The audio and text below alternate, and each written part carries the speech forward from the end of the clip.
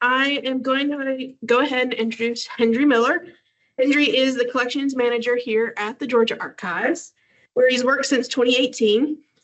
In this role, he works with state agencies in transferring permanent records to the archives, assists researchers utilizing collections, and contributes to outreach programming. Thank you, Hendry. Prior to coming to the Georgia Archives, Hendry was a reference and electronic records review archivist at the State Archives of Florida. He studied history at Valdosta State and Florida State, earning a PhD in 2017. His research focuses on Native American history and the early American South. With Andrew K. Frank and Tarah Luke, he is the co-author of This Day in Florida History and has presented work at the Georgia Association of Historians, Florida Historical Society, and the Society of Florida Archivists, amongst others. Everyone, please help me in welcoming Hendry Miller to the Georgia Archives. Thank you, Robin, and thank you all for coming out. I hope this presentation is interesting. I've been interested in the idea of sort of identity in this fluctuating Southeastern Native American world, the colonial world, for a while with different Native leaders, and so recently been focusing on Tomochichi. So we'll see how it goes. Some things to mention about Tomochichi. He's, as we'll talk about in the presentation, he's got a very prominent spot in Georgia history. I remember learning a lot about Tomochichi in 8th grade Georgia history. And in Georgia memory, we here at the archives, other folks elevate Tomochichi as one of the co-founders of Georgia. And from a modern Muskogee perspective, if y'all were here yesterday, y'all might have heard that they mentioned he was a banished leader who, maybe gave away land he didn't have title to at some point. So sort of a complex legacy. But today we'll talk about his burial and make some sort of inferences about what his burial might mean, both in the 18th century and the 21st century.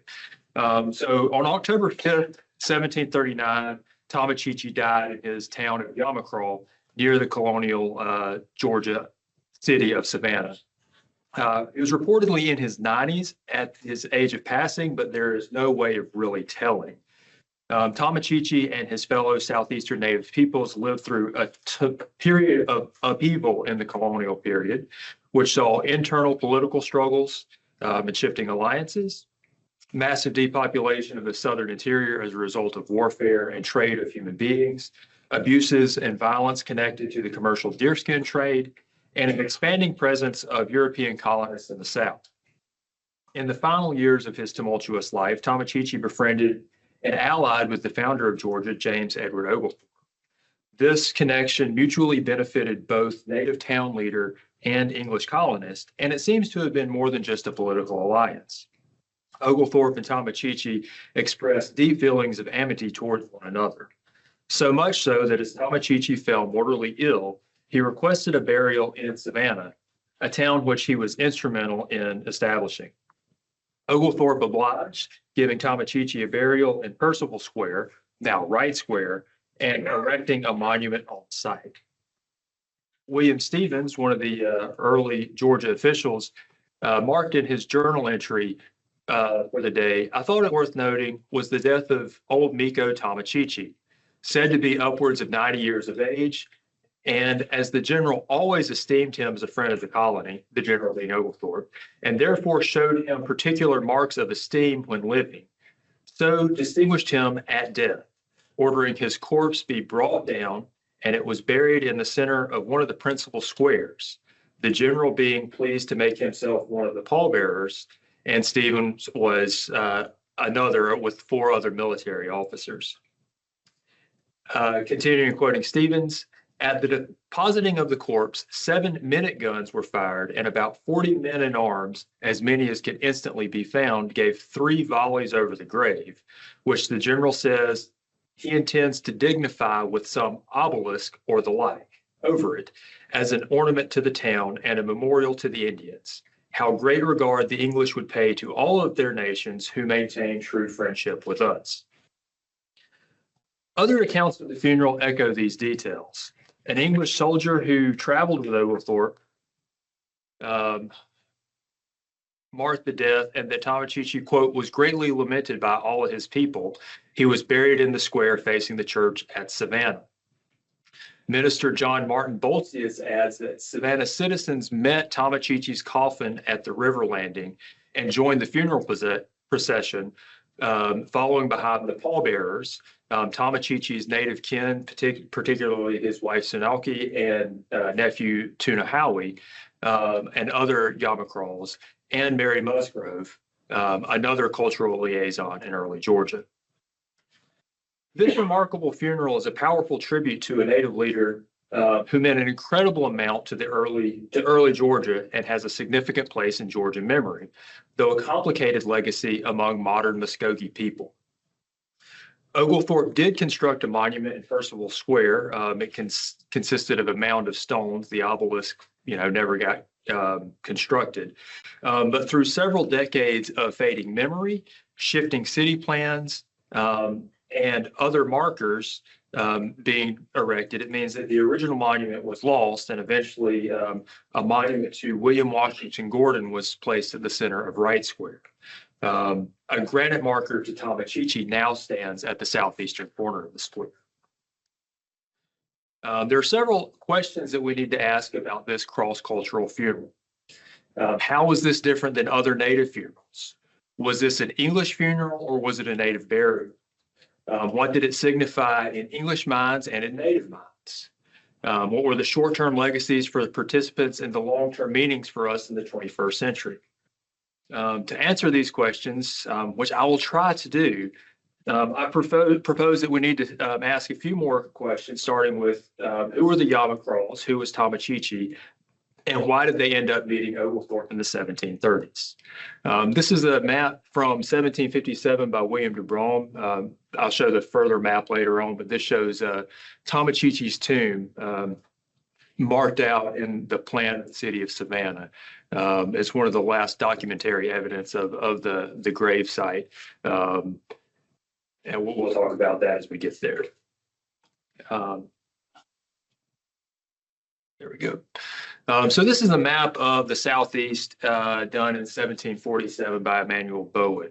And to answer who were the Yamacraws, who was Tomochichi, and why did they end up meeting Oglethorpe in the 1730s, we've got to talk a little bit about the internal dynamics going on in the Southeast leading up to the 1730s.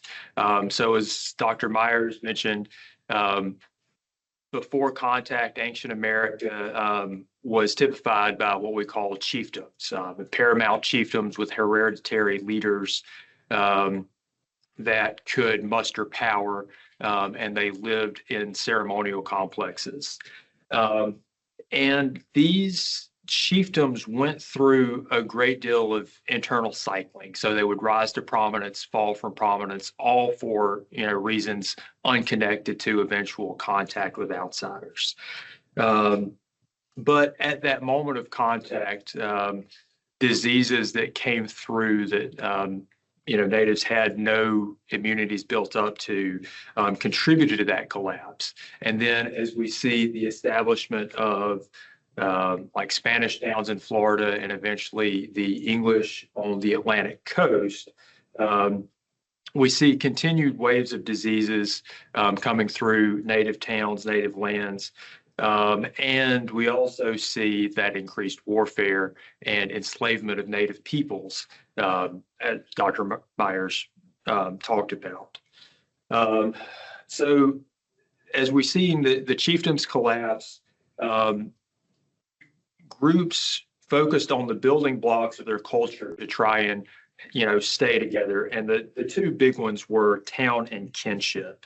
The town among Southeastern Native groups was mainly emerged as like sort of the main building block of political identity. And we see in this map a lot of towns represented. You can't quite make them out, but like, let's see, this would be the Chattahoochee River.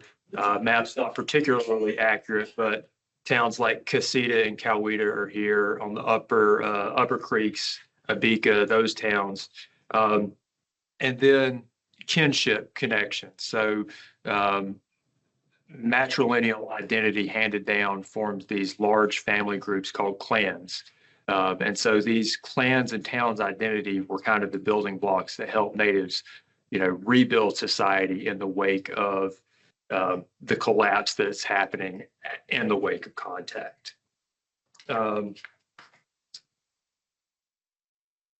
So answering the question, who is Tomochichi? We have to look at how these building blocks of town and kinship form these core units in the native Southeast. And so these towns and groups formed together through shared alliances in trade and formed what modern historians have labeled as confederacies. In the 1600s, we see groups like the Appalachians, Yamasee, Cowettas, Cossettas, Coosa forming these coalitions. Sometimes they banded together for mutual defense and trade advantages. Sometimes groups plotted their own course in dealing with outsiders. The situation was fluid, and towns could set their own paths, groups could break away and form their own towns. And this is what likely happened with Tomochichi's Yamacraws. They seem to have some kinship connections and alliances with the emerging Creek people along the 𝘍𝘭𝘰𝘳𝘪𝘴, Chattahoochee, Coosa, and Tallapoosa rivers, and with the Yamasees, who are a group that settled along the Savannah River after the establishment of South Carolina as a colony for better trade access to the Carolinian traders. The trade focused heavily first on enslaved natives and then the deerskin trade. And in 1715, the Yamasees grew frustrated with trade abuses suffered at the hands of Charleston traders and convinced many towns within these interconnected groups in the Southeast to attack the English. This Yamasee-led coalition succeeded early in what was called the Yamasee War.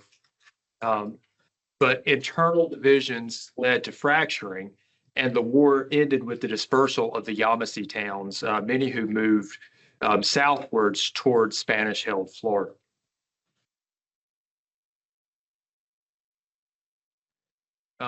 So these trends of interconnectedness amid upheaval are kind of the context for the establishment of Yamacraw. Like I mentioned, towns could break away. And although there is no direct timeline, this process occurred in the years between the end of the Yamasee War and Oglethorpe selling up the Savannah River in 1732. It's hard to know Tomochichi's exact background. The name might be based on a Yamasee word for the Altamaha region that was claimed by the Yamasees. The Spanish called the region La Tama, and some linguists argue that Tama and Yama and Tamasee and Yamasee are interchangeable in Spanish documents. And the name Tomochichi could derive from this region. There's alternate spellings. You can see several of them up here. Tomochichi, they all kind of phonetically come out to something similar, Tomochichi. But these were phonetically based and recorded by non-native speakers through translations. So it's really hard to know the exact derivation.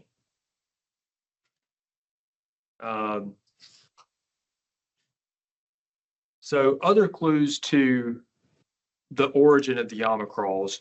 Once Tomochichi met with Oglethorpe and interacted with colonial Georgia, Tomochichi mentions that he'd been exiled from Creek towns.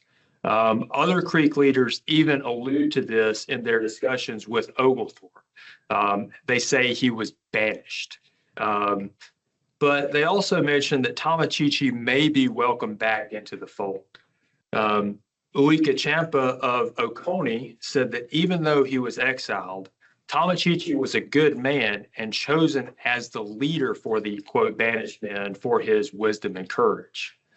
𝘍𝘭𝘰𝘳𝘪𝘴 of Coweta added that people of Creek towns would be happy to be reconciled with the Yamacraws in time. Tomochichi never really spoke about why he was banished or why he was exiled. One of the Georgia trustees speculated that it was maybe for attacking a French settlement without sort of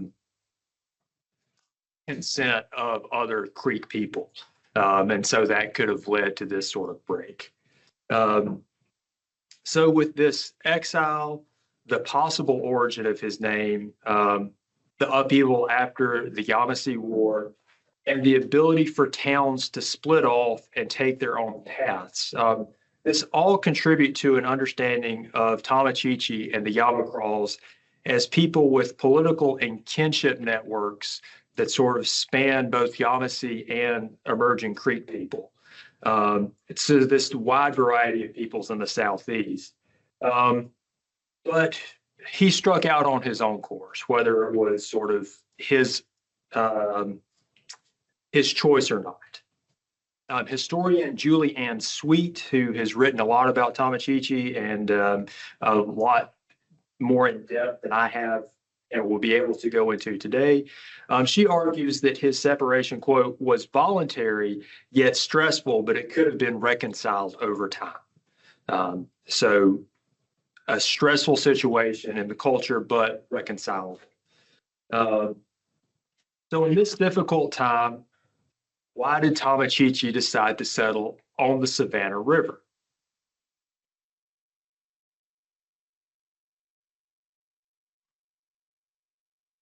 After his exile, Tomochichi relates that he came east, quote, poor and helpless, to look for good land near the tombs of my ancestors. So being near the tombs of his ancestors seemed like a symbolic connection for Tomochichi's request to be buried in Savannah, but we'll get there. And that quote also kind of links, to maybe his connections with the Yamasee people who were at one point settled along the Savannah River. So Tomochichi's town was called Yamacraw. It sat on the bluffs of the Savannah River, established in the late 1720s or early 1730s. They settled there also as two people named John and Mary Musgrove established a trading post on the Savannah River and effectively had a monopoly on the Yamacraw trade. The Musgroves both were children of European fathers and native mothers. They may not have been directly related to Tomochichi, but would have had similar understandings of native society and culture. With their familiarity with the trappings of English colonial society, John and Mary Musgrove served as important cultural brokers as well, both between the Creeks and Oglethorpe and Tomochichi and Oglethorpe. So, who was Oglethorpe? James Edward Oglethorpe was one of the trustees for founding Georgia. I'm sure many of you are aware, Georgia was founded as an attempt to assist what they called the worthy poor that filled England's debtors' prisons. Oglethorpe had been on a government commission in London to study and address the prison population, and they saw the overcrowded prisons. With one of the reasons a lot of people were in there was in debt, and that was kind of connected to what was going on. It's called the enclosure movement in Europe, where wealthy landowners were forcing people off of their lands, and then they were coming into cities like London, going in debt and being imprisoned for not being able to pay their bills. Oglethorpe and several of his like-minded, reform-oriented colleagues proposed to the Crown that they serve as the trustees for a new colony south of the Savannah River, named for King George II, to assist debtors. However, the plan was altered to focus on what they called the deserving poor rather than debtors specifically. I guess debt relief was a touchy political subject in the 1720s and 30s, much like today. The trustees' plan was that Georgia would be populated by smallholding farmers and that land could not be accumulated or sold. And that was in order to prevent the land speculation, because they feared that land speculation was part of the problems with the debt problem in England as they saw it. And the trustees also proposed that the colonists themselves would serve as militiamen, providing a military buffer between South Carolina and Spanish Florida. In 1732, the trustees selected 120 charity colonists, mostly from London, and Oglethorpe himself. They set sail to establish the new colony. Oglethorpe was the only of the trustees ever to actually go to Georgia.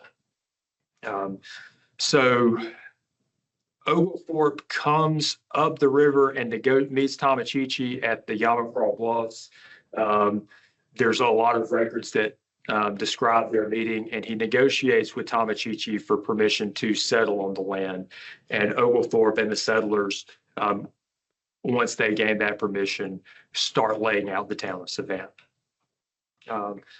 So Oglethorpe sought from Tomochichi not just permission to settle, but he was looking for access to a native leader.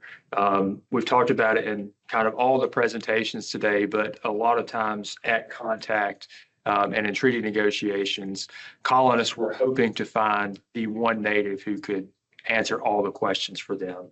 And so Tomochichi was Oglethorpe was kind of looking for that. But we'll talk more about it. As I mentioned earlier, the banishment of the Yamacraws and their settlement some distance from other native towns represented a taxing but reconcilable separation. And through Oglethorpe, Tomochichi found a way to potentially reconcile the Yamacraw people with other towns. So through each other, Oglethorpe and Tomochichi both found an important ally for their own ends. By brokering connections to the new English settlement at Savannah, leaders like 𝘍𝘭𝘰𝘳𝘪𝘴 𝘋𝘢𝘺 welcomed Tomochichi back into the fold, while Oglethorpe was able to conduct treaties and agreements with 𝘍𝘭𝘰𝘳𝘪𝘴 𝘋𝘠𝘪𝘴 and other town leaders. So Tomochichi kind of provides this connection. And by acting as the cultural mediator, Tomochichi was able to address the issue, because of Tomochichi's friendship with Oglethorpe and staying near Savannah, Tomochichi was able to act as a cultural mediator between Savannians and Yamacraws when issues arose. And while Tomochichi and Oglethorpe both got sort of political gains out of their relationship, a seemingly genuine friendship did develop. In 1734, Tomochichi, his wife Sanaki, and nephew Tunahauи, and several other Yamacraws even traveled to England to meet the trustees and King George II. This trip elevated Tomochichi's status as he gained access to wider political connections. But Tomochichi also relied on native cultural practices of distribution of goods to his native allies and kin. An English observer observed that Tomochichi willfully lived in poverty, but from a native perspective, Tomochichi was fulfilling his obligations to other natives by sharing his connections to Oglethorpe and sharing the trade goods and gifts from the English that he had gained access to. Though Oglethorpe sometimes propped him up as a prominent leader of the Creek people, and subsequent Georgia historians have followed suit, Tomochichi still operated in a way that showed his connections to towns further west, and that it was an ongoing building relationship, not that he was able to tell those folks what to do. So he was not a main leader, but he was a leader, and he was using this situation to continue to build those relationships. So I described Tomochichi's funeral at the beginning of the presentation in detail, but we'll mention it again here as we're going to talk more about the burial itself and sort of the symbolism behind it. He died when Oglethorpe was away. Oglethorpe was actually coming back from 𝘋𝘠𝘪𝘴 from conducting another treaty with Creek people. And Oglethorpe came back to Savannah just as he died, and Oglethorpe finds out that Tomochichi died and goes to the town, goes to Yamacraw. And Tomochichi reportedly requested a burial in Savannah. And upon hearing this, Oglethorpe had a coffin constructed, and Tomochichi, they brought his body down the river where it was met at the landing. With Oglethorpe, Stevens, and other Savannah officials serving as pallbearers, the funeral procession also included Yamacraw, specifically Tomochichi's closest allies and family members, and colonists. Once at the gravesite, soldiers fired 7 cannon shot at minute intervals and then 3 volleys of small arms fires over the grave. And Oglethorpe constructed a pyramid of stones gathered from the area over the site to serve as the memorial.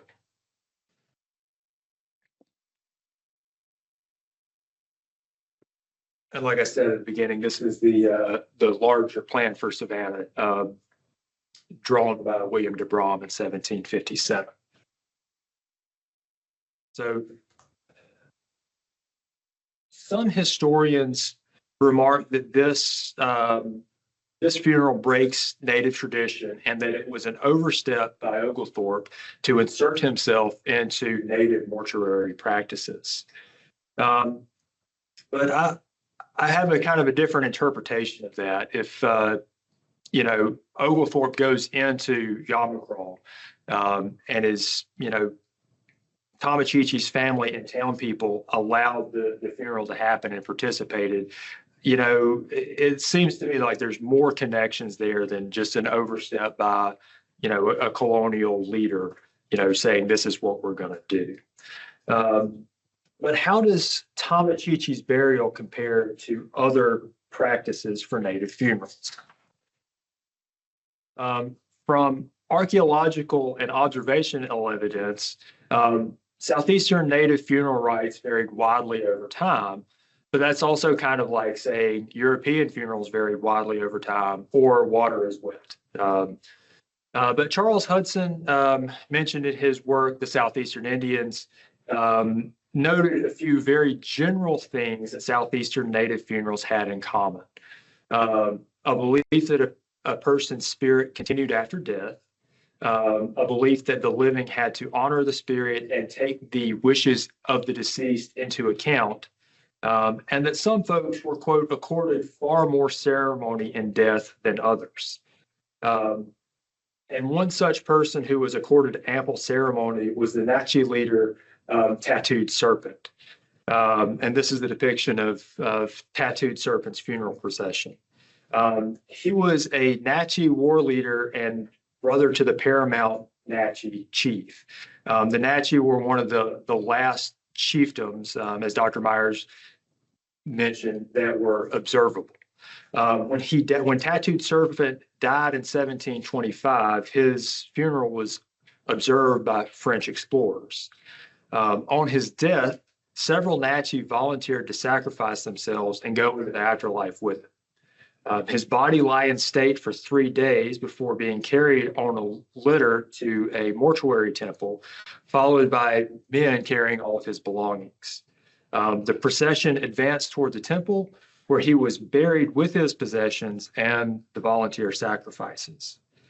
Priests then burned the temple down over his grave. Tattooed Serpent certainly had high societal status, and French observers state that other Natchez funerals had similar elements, but on a much smaller scale, so not as grand a scale. And funerals that took place in Creek towns and observed by Europeans also took place typically on a smaller scale. In the 1790s, U.S. soldier Caleb Swan wrote that Creek family members wrapped a deceased person in a blanket and buried them under the cabin where they died.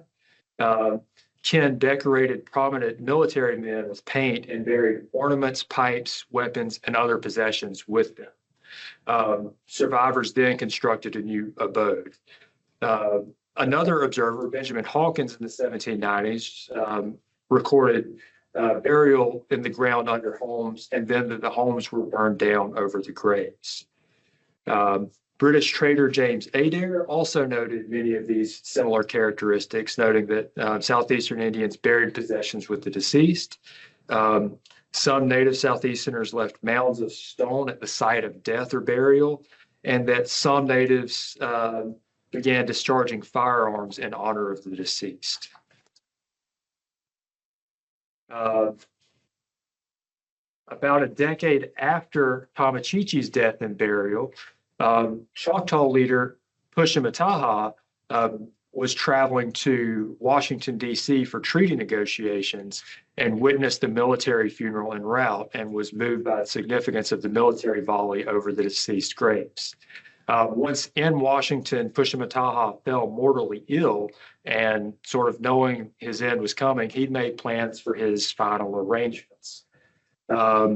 His specific instructions are, when I am gone, let the big guns be fired over me. So no just musket volley. The U.S. government assented, and 𝘮𝘠𝘪𝘴 is interred in the Congressional Cemetery in Washington, D.C., and on his memorial includes some of his final words, let the big guns be fired over me. Jumping ahead several more decades, in the early 1900s, anthropologists observed funerary practices among Muskogee people of Tuskegee Town in what is now modern Oklahoma.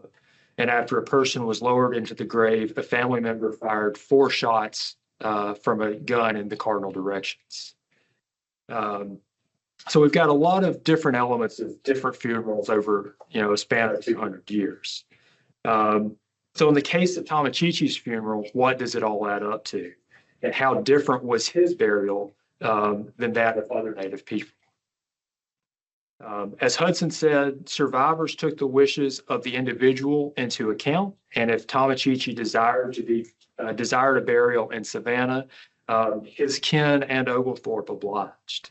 There is no direct evidence of how Tomochichi's family members prepared him for burial, nor do the surviving sources indicate if any belongings were buried with his body.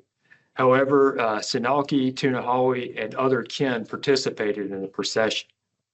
The reports of firearms over the grave, which were common in English military funerals, but novel in Native funerals in the 1730s, eventually became a mainstay in Southeastern burial customs. And several of these observations may seem superficial, but I think it's difficult to say that Tomochichi received a fully English funeral or a fully Native one.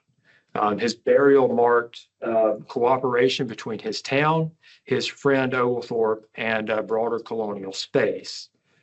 And his burial in Savannah also marks Tomochichi's belief that Savannah remained, in sense, Native space. Being near the tombs of his ancestors in life was one of his stated goals, and by requesting a burial in Savannah, he secured proximity in death as well. So Tomochichi's grave and memory. Dr. Robin B. Williams of the Savannah College of Art and Design has done amazing work in tracing the history of the Tomochichi Monument, and I'll direct you to his excellent article and presentation, which is available on YouTube for the full story. The short of it is that the original monument, which was a pyramid of stone, fell out of the documentary record by the mid to late 1700s. Williams scrutinized maps, plans, and paintings depicting Savannah, and the monument is no longer present by the 1820s. Williams points to several reasons for this, as opposed to the spirit of cooperation between the Yamacraw and Savannah. By the late 1700s, Native people were becoming enemies at times, and settlers were casting covetous eyes westwards towards their land. So memories change of how, the monument is treated in Savannah. In the 1880s, the city of Savannah placed a monument to railroad man William Washington Gordon at the center of Wright Square.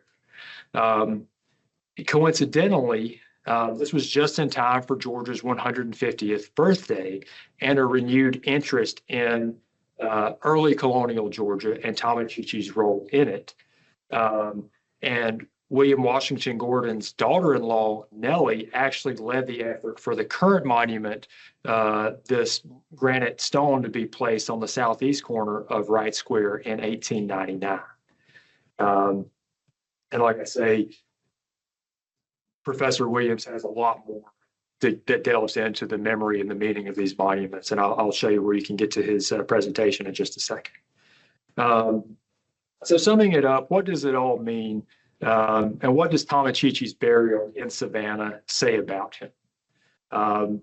Tomochichi wanted to cement his alliance with the English and set up his nephew 𝘮𝘮𝘪𝘴 to continue that relationship with Oglethorpe. It worked. 𝘮𝘮𝘪𝘴 still worked with Oglethorpe, but the alliance came to an end because 𝘮𝘮𝘪𝘴 died actually fighting the Spanish in the War of 𝘮𝘮𝘪𝘴 shortly thereafter. Oglethorpe wanted to honor his friendship with Tomochichi by providing a military funeral and monument, which he did.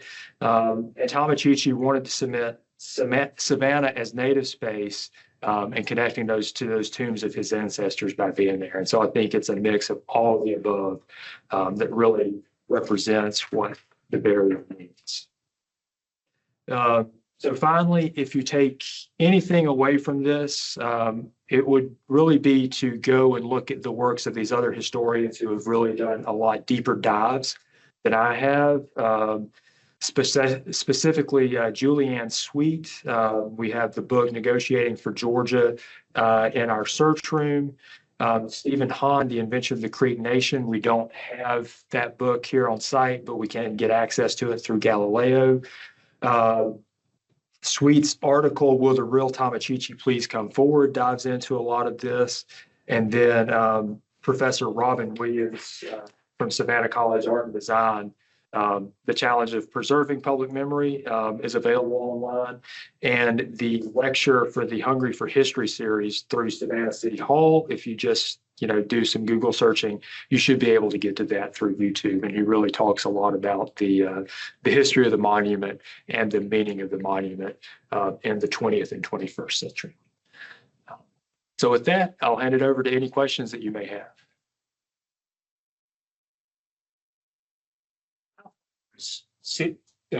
Founding of Savannah from the Yamacraw town. So initially, the town was kind of on the Savannah site, and in the negotiations for the site, Tomochichi kind of agreed to move his town upriver a little bit. But they were, practically neighbors at that early time. I have two questions. One is about the burning of the houses over the graves and what that was. Was that common? Was that something they always did? And the second question is about on your bibliography here about the travel to England. Okay. The burning of houses is observed. I'm not exactly sure the significance. And then in subsequent Creek burials, if they didn't bury them under a house, they would actually sometimes construct a structure over the grave. So it just depended on time and place and culture and what they were doing. The trips to England, there's a couple of articles that mention it, and Sweet and Hahn's book also both mention Tomochichi going to England and meeting with the trustees. The Colonial of Records of Georgia have a lot of the interactions published of Tomochichi's trip to England and record a lot of the Yamacraw's experiences. The painting, this is a later reproduction, but this painting, Tomochichi and 𝘮𝘪𝘴 sat for in England. And then there's also a painting that shows the Yamacraws and the trustees meeting the king. It's not something that's in our collection, so I didn't use it here, but it's documented. I think it's in the DuPont collection. You can find that image pretty easily online. Is the monument still there in Savannah? So yeah, the granite monument is still on the southeast corner of Wright Square. And then the William Washington Gordon Monument is in the center of the square. There's some debate about if Tomochichi's grave still remains. The squares were used for several other things between sort of the disappearance of the original monument, the Pyramid of Stones to Tomochichi, and then the construction of the William Washington Gordon Monument. Some historians say that the bones are undisturbed. Professor Williams points out that when they were constructing the Gordon Monument, they didn't mention finding any grave sites there. So they could be still there, the bones themselves. But the monument, the granite monument, and the William Washington Gordon Monument are still there on Wright Square.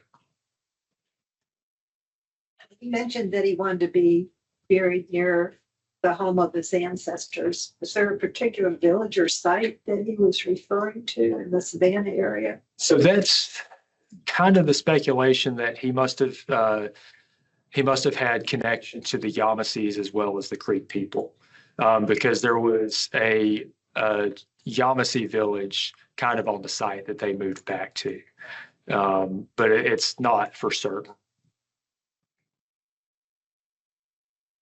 I guess really the Muskogee, do they commemorate him in any way? Do they ever, are there, like, do they, how, I guess, I don't even know if we know, but like, do they remember him or do they go back to? So, a lot of this came out a couple years ago when they, City of Atlanta put a Tomochichi statue up. And kind of the things that we've been talking about depictions of Native people, kind of more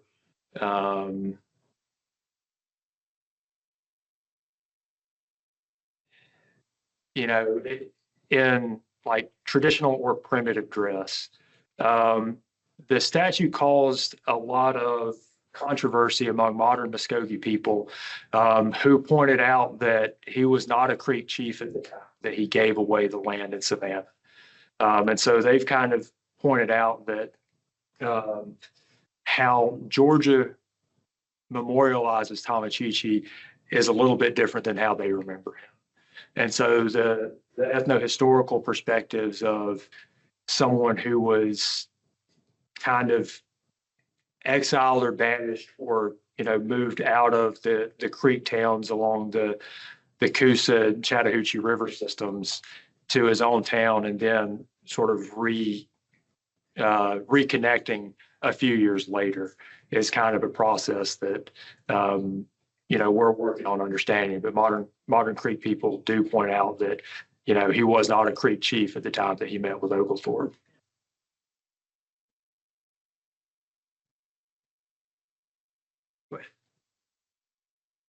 A lot like very similar to sort of the experience, and granted this is a century earlier in a very different place, but 𝘮𝑠quantum, Andrew Lippman recently wrote a biography trying to sort of like place 𝘮𝑠quantum or 𝘮𝑠quanto within the larger political landscape of native New England.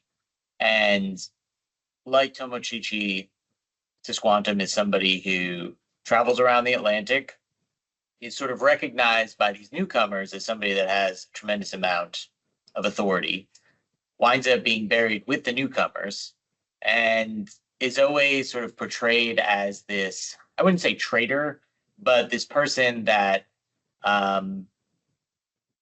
perhaps has abandoned sort of the agenda of the surrounding communities.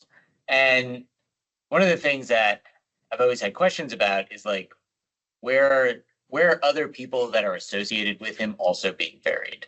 Is he just like a one-off in the sense that white folk are ordering the construction of this burial because they're reporting that they say that they want him to be buried there?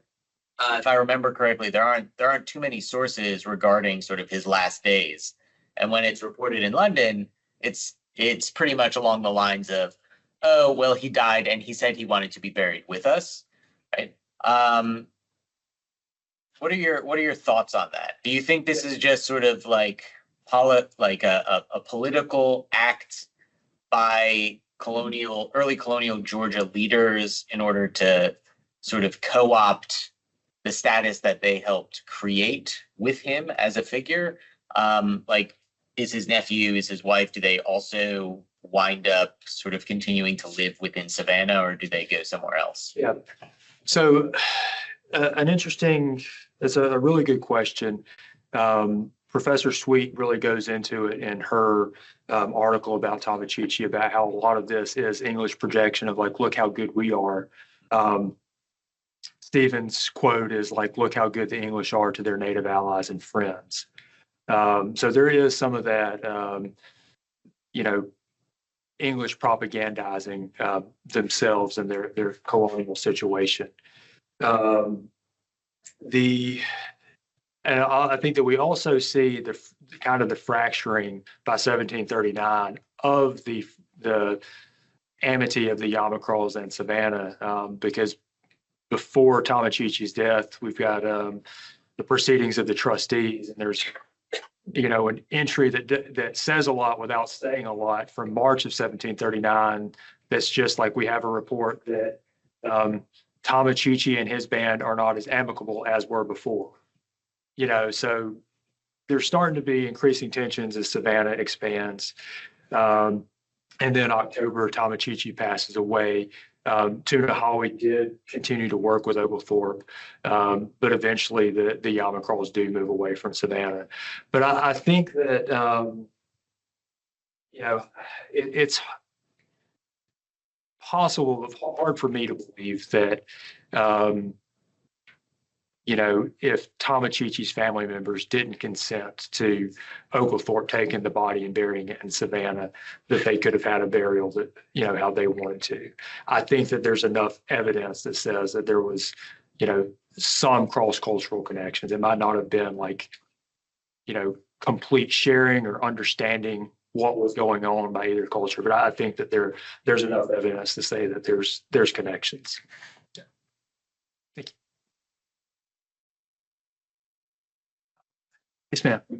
Were the natives from Savannah removed at the same time of the Trail of Tears, or was it just done in stages? As like I said, as Savannah and Augusta upriver kind of get established, a lot of native people start moving away from the sites of colonial settlement. And so they might travel through to Savannah on trading, for trade purposes. But the Yamacraws eventually kind of move west and live among other native towns. And so then, as the United States, colonial Georgia, the United States and Georgia expands, we start to see the land cessions, and then sort of the slow sort of slivering off pieces of land up until the removal of the ending of Creek land in Georgia in 1826, 27, and then removal from Alabama in the 1830s.